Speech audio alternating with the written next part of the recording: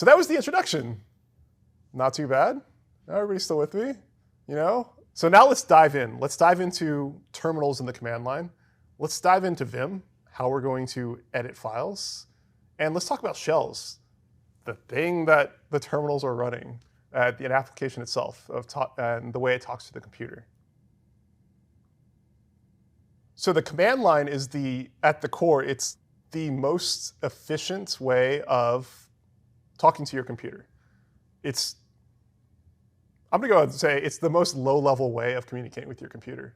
I'm sure there's people that will disagree with me and say like, I write assembly, but that's not a super efficient way of talking to your computer.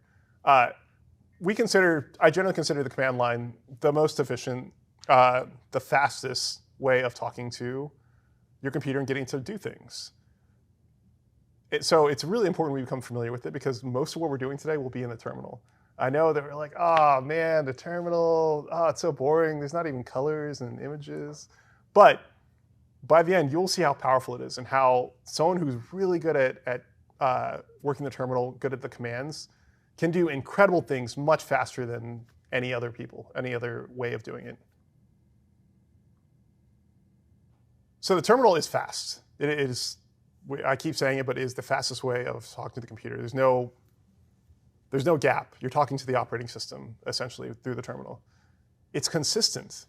So the terminal that I'm running here, the commands I'm running here, will work on the server we're going to build here. And it will work on any server as long as it's running the right terminal and the right operating system. But actually, the operating system doesn't matter as much in most cases. And that's amazing. It's very portable. And there's low overhead. A terminal just sits there waiting and waiting and waiting and waiting, and then executes some command, and then it's done. There's no fluff. It's very straightforward, very functional. So that's why we're going to get really good at the terminal. All right. Our first exercise for the day. Welcome to your terminal. So I use something called iTerm. I think a lot of people are familiar with it. So I'm a big fan of iTerm. Mac has something built in. Terminal, it's fine. It'll work. Pick your own flavor. My favorite thing about iTerm is split panes really easily. And if you're running a lot of complicated commands, you can drag and drop them. You can make it look however you like. So feel free to use iTerm. Feel free to use the terminal. The actual terminal itself doesn't matter as much. The shell matters, but we'll talk about that in a second. So in your terminal now, here are some common commands. Some of these you've probably seen. Some of these you may not have seen. ls is probably the most common one. Where am I now and what are the files in my current directory? cd, of course, is change directory. If you need to make a directory, make dir. If you need to remove a directory, rmdir. We probably won't use rmdir too much because rmdir doesn't work if the directory is not empty, which is kind of annoying. You have to use rm instead. Cat will show the file contents. Man is really important, but you will learn it's not as useful as you would think because it's really difficult to parse. But it will save your butt because every program we're going to run today has a manual page, which is fantastic. That's what I love about all these things is somebody somewhere has documented all the functionality of these programs. Less will show the file contents by page. Touch will create an empty file. So we use it a lot from like, hey, I need to create a TMP, touch TMP. Funny enough, touch doesn't actually create an empty file. It actually just modifies the most recently accessed date time. But in doing that, it generally creates a new file. Yeah, fun fact. I got a lot of them. rm, we talked about, will remove a file. Generally, the command for rm we're going to use is rm-rf, so recursively remove all the files. And then echo just repeats the input. So for this exercise, navigate to your home directory. Then I want you to make a directory called temp.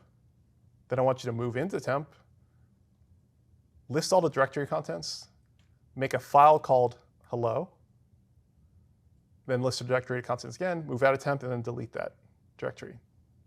So to clarify, like when you say touch doesn't actually make a new file, it just sort of does something with the current date time, like Do you want to elaborate on that?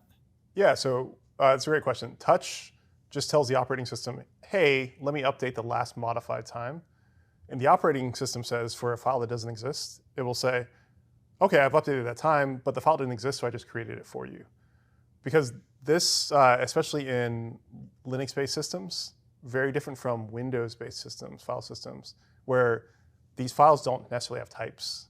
So in Windows, every file has a type, like an X or executive, or like an exe file, called an executive file, but it's not.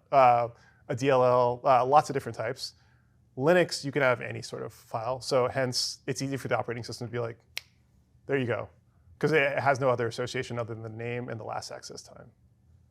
Yeah, bit of fun trivia. Good question.